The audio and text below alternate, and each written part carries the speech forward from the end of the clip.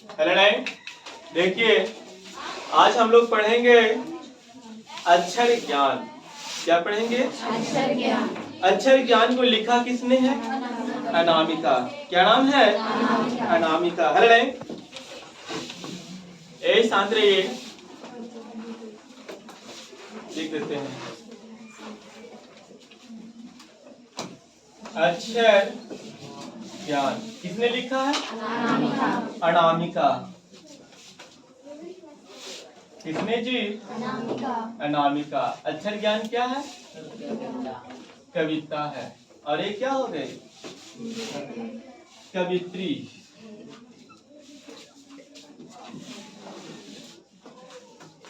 ये हो गई कवित्री। है नहीं? देखिए अक्षर ज्ञान कविता। अक्षर ज्ञान किसने लिखा है? अनामिका। अरे किसने? अनामिका। तो इतरा के बोलिए। अनामिका जी। देखिए कहता है कि समकालीन हिंदी कविता में अपनी एक अलग पहचान रखने वाले कवित्री अनामिका का जन्म 17 अगस्त 1961। कब जी? अरे जन्म कब हुआ? 17 अगस्त 1961 ईस्वी में। 61 ईस्वी। कहता है कि मुजफ्फरपुर बिहार में। जन्म कहाँ हुआ? बिहार का एक जिला है मुजफ्फरपुर। क्या है? मुजफ्फरपुर। हाँ, इनका जन्म हुआ मुजफ्फरपुर बिहार। मुजफ्फरपुर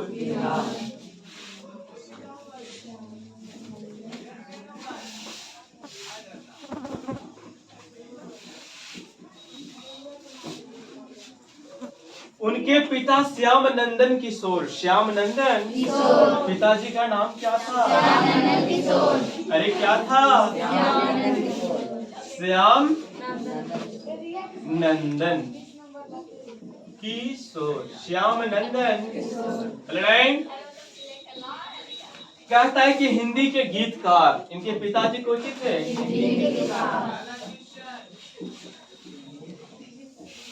हिंदी के गीतकार। और क्या थे?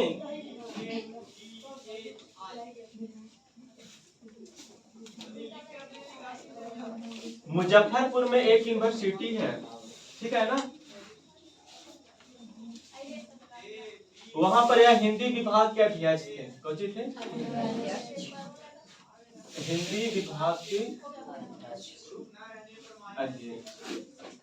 ठीक है, देखिए कहता है कि उनके पिता श्याम नंदन किशोर हिंदी विभाग के अध्यक्ष थे।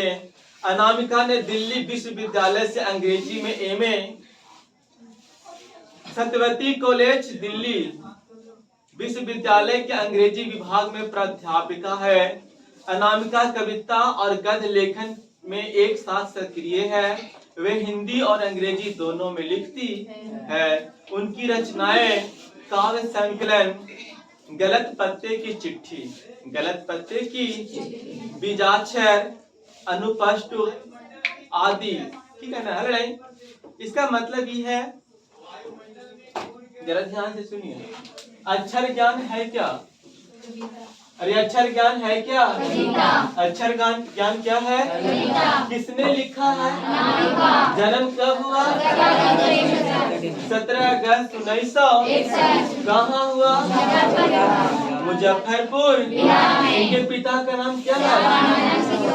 श्याम नंदन किशोर। श्याम नंदन यह हिंदी के गीतकार, यह हिंदी के और हिंदी विभाग के अध्यक्ष हैं। और हिंदी विभाग के ये जो अनामिका है, ये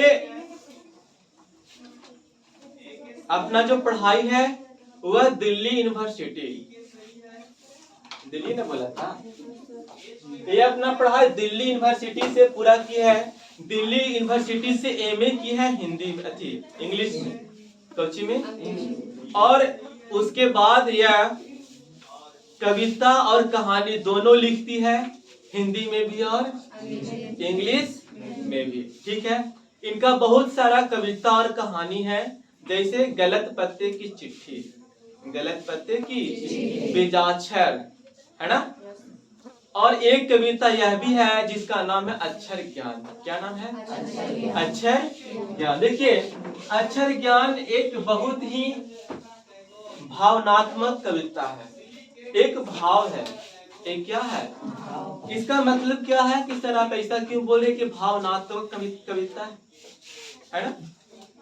देखिए, यह कविता अनामिका ने तब लिखा जब वह अपने बेटे को पहली बार सरकार के रोड, पुलिस के डंडा, मुर्गी के अंडा और कुत्ता के पोछ पढ़ा रहे है ना? अरे अनामिका ने यह कविता तब लिखी जब वह अपने बेटे को पहली बार अक्षर माला पढ़ा रही थी। अक्षर माला मतलब काका गागा आंगा उधार लगुरी के जब पहली बार पढ़ा रही थी उस समय यह कविता लिखती है। अनामिका इस बात को व्यक्त करती है कि जब कोई माता पहली बार अपने बच्चे को काका गागा पढ़ाती है तो बच्चा के साथ क्या दिक्कत होता है और पढ़ाने वाली माता के साथ क्या दिक्कत है ना? स्टार्ट करें। देखिए, कहता है कि चौखटे में नहीं अटता बेटे का का, चौखटे में नहीं अटता बेटे का। अरे अनामिका कहती है कि जो मेरा बेटा है और उसके दिमाग का जो चौखट है, जो दरवाजा है, ओकरा में का नहीं अटता। अरे बात आ रही समझ में? अरे हमारे जो बेटा है और उसका जो दिमाग का जो चौखट है, चौखट के बाद ना अपने अंदर घुसता है, तो जो दिमाग का चौखट है ओकरा में का नहीं घुसता। कहता है कि चौखटे में नहीं अटता बेटे का कबूतर ही है ना, फुदक जाता है जरा सा पंक्ति से उतर जाता है। और क्या बोलता है जी? अरे जो हमारे बेटा है ओकर दिमाग का जो चौखट है ओकरा में का नहीं अटता है। हम हटाने का प्रयास तो करते हैं लेकिन कबूतर की तरफ फुदक के फिर से बाहर आ जाता है। कौन बोल रहा है? अनामिका। उनको ऐसा कब लगा? हाँ, जब अपन बेटा को काका गाया पढ़ा रहे थे। क्या पढ़ा रहे थे? कहता है कि पंक्ति से उतर जाता है उसका खरगोश की खालिश बेचैनी में, खरगोश के खालिश। और जब वो लिखेगा जब वो लिखेगा तो पंक्ति से उतर जाता। लिखना था कहाँ और लिखा गया? जैसे खरगोश की बेचैनी, जैसे खरगोश की, खरगोश को देखते भागते हुए, खरगोश कभी भागेगा इधर, कभी इधर, कभी इधर, कभी इधर।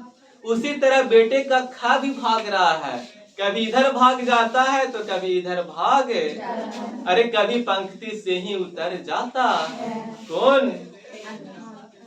अनामिका का बेटा जब लिखता है कौन सी लिखता है? थोड़ा इतरा के बोलिए।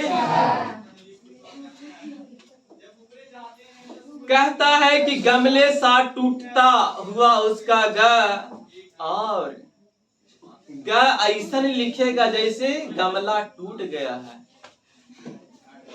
गमला देखने में कैसा लगता है? ऐसा ही रहता नहीं। अब ऐसे यहाँ से हो जाते कुछ हो के टूटल गमला। अरे है ना? तो वही बोलता है कि गमले सा टूटता हुआ उसका ग, और गा ऐसा लिखेगा जैसे टूटा हुआ गमला, टूटा हुआ। कहता है कि घड़े सा लुढ़कता हुआ उसका घर, और घा ऐसा लिख देगा जैसे बिन पेंदी के घड़ा, कभी इधर लुढ़क के चल जाए, कभी इधर लुढ़क के चल जाए। घा कैसा लिखेगा? बिना पेंदी के घड़ा के तरह, लुढ़के वाला, कभी इधर कभी उधर। बात आ रही समझ में? अब देखिए, हेलो नहीं, सबसे ज्यादा टेंशन तो तब हो जाता है जब लिखता है अंगा, जब लिखता है। ये देखिए टेंशन कैसे होगा से, ये मामूली टेंशन ना है भाई। कहता है कि अंगा पर आकर थमक जाता है उससे नहीं सधता अंगा। अरे का तो कैसू लिख दिया खुद का के, ग कैसू बेचैनी में, ग टूटा हुआ गमला, घा लुढ़कता हुआ घड़ा। लेकिन जब बारी आया अंगा के तब बेचारा थमक जाता है, रुक जाता है। अब उसको समझ में नहीं आता है जी कि अंगा कैसे लिखल जाता। कौची अंगा कैसे लिखल? कहता है कि अंगा पर आकर थमक जाता है, उससे नहीं सधता है अंगा। अंगा के डाक को वह समझता है माँ, और उसके बगल के बिंदु को मानता गोदी में बैठा बेटा। अरे देखिए जरा, लड़का के पास ट्रिक है याद करने का। अंगा कैसे लिखते हैं? ऐसी ना? अरे है ना? तो लड़का क्या समझ रहा है? इसको समझता है माता जी। अब इसको समझता है गोदी में बैठल बेटा, गोदी में बैठल। अरे अनामिका का बेटा जो है अंगा को कैसे याद कर रहा है? इसको बोलता है कि यह माता है, अब एक गोदी में बैठल है बेटा। और बेचारा अनामिका के बेटा ये माँ बेटा के चक्कर में परेशान है। ये माँ बेटा के चक्कर में भुला जाता है, लिखी लगी भुला जाता है। देखिए आगे बोलेगा, माँ बेटे सधते नहीं उससे। अरे उससे माँ बेटा समझ में नहीं आता है। अनामिका के बेटा को ये दोनों माँ बेटा के चक्कर समझ में नहीं आता है, और उन्हें लिख लेने की अनवरत कोशिश में उसके आ जाते हैं आंसू। और क्या कहता है अनामिका का बेटा? बार बार ये दोनों माँ बेटा को समझता है कि अब की बार समझ जाएंगे, अब की बार लिख देंगे।